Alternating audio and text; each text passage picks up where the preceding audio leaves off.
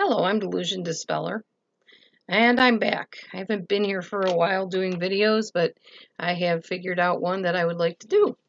So, I've made videos before in the past about abuse of different kinds, and I was standing at my mirror in the kitchen today, and I was thinking, wouldn't it be terrible if something happened to my glasses? Because as you can see, the cat tends to grab my glasses and pull down on them, so they slant. And then I have to go back to the eye doctor and get them fixed again and corrected, and then the cat does it again.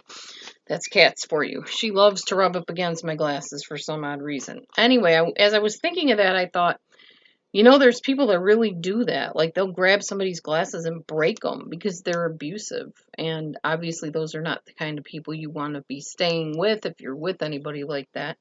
But it kind of gave me the idea for a brand new video or maybe video series, depending on how long this goes, to talk about different types of abuse. Now, like I said, I've done videos in the past about this, but this may have a little bit more examples than the other past videos have had.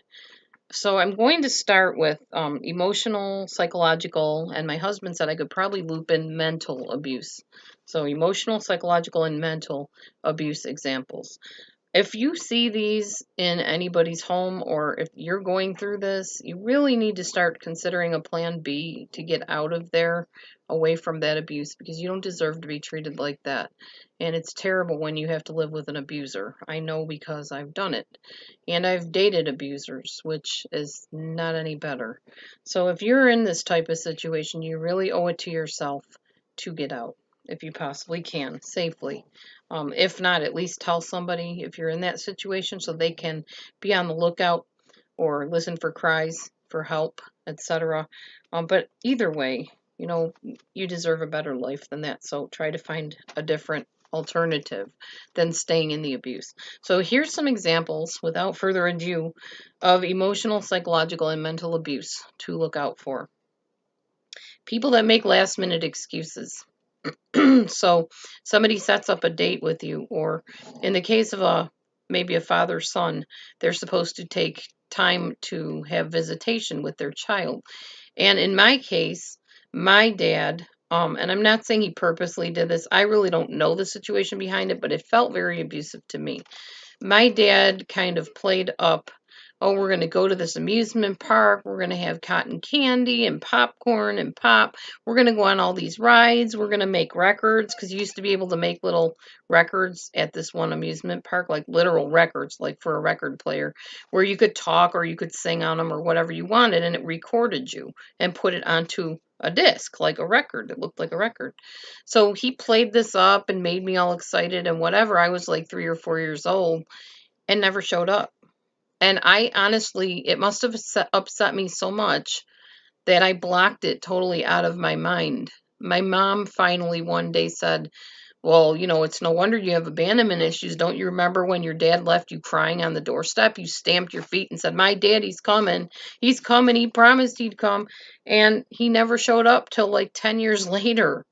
That's devastating to a kid. And it's devastating to an adult if somebody makes promises and continually breaks them over and over, or makes excuses. Oh, well, I ran late, or oh, I forgot. I had a former friend, she's no longer a friend because she did this to me repeatedly, would get me all excited about going to different church events and tell me she was going to pick me up at such and such a time. I'd be all ready, I'd have my makeup on, I'd be all dressed pretty and all excited to go to this thing, and she'd never show up.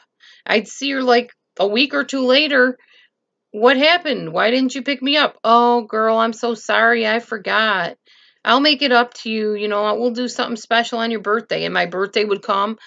She'd play up the whole thing again. I'm going to take you out to eat. We're going to go to that new Chinese restaurant where they cook like right on the grill in front of you, or whatever kind of restaurant it is. And it would never happen. And I finally got to the point where it was like, you know what? I'm done with you. I'm done with your constant promising and never following through. And then another time, she set me up in this job where I worked with her. And basically, because I spoke up to somebody on the job, she started saying, you can't be doing that on the job. You can't act like that. And, I said, okay, fine. I understand. I didn't get, how this goes or whatever. Next thing I know, I'm not given any hours for the job by her employer. And I had to call her and say, what's going on? She's like, oh, well, we decided to go with the people within the company, so we won't be needing you anymore. That was it. I was done. I haven't talked to her since then. That's not a friend to me, and that's abusive to do that to somebody. Anyway, let's see. So last minute excuses or making up some reason why they couldn't do something, having something suddenly come up on the day you two were supposed to do something, that kind of thing. Not paying for pills that keep you alive. I actually know somebody personally whose husband does this to her regularly. She takes pills to stay alive, literally. And if she doesn't have these pills, she can die. And he constantly threatens her. Well, I'm just not going to pay for your pills, and then you'll see how you like it. If she does anything that he doesn't like or she won't do something he wants her to do, he uses this as a threat. And if he does not pay her for her pills, she will die. She's got a blood condition. She needs these pills. That's abuse. Nor should she have stayed with him, but I know she has. I would not have. That was her choice. Um, Losing your keys when you need to be somewhere important. You know, accidentally not knowing where the keys are. Oh, I must have misplaced them. They were right here on the table. And you know that they're where they always are, hanging on that hook near the door. And why would he have put them on the table or she put them on the table? Because that's not what you do. So it's just basically lying to you. And they know that you have to be somewhere or something matters to you a lot and you want to be there for it. And they conveniently lose your keys. Yeah, that's abusive. Anyway, stay tuned. I don't want to make these too long because I know you only have like a 3-minute attention span. So do I. So I'm going to keep them short. Anyway, see you on the next one.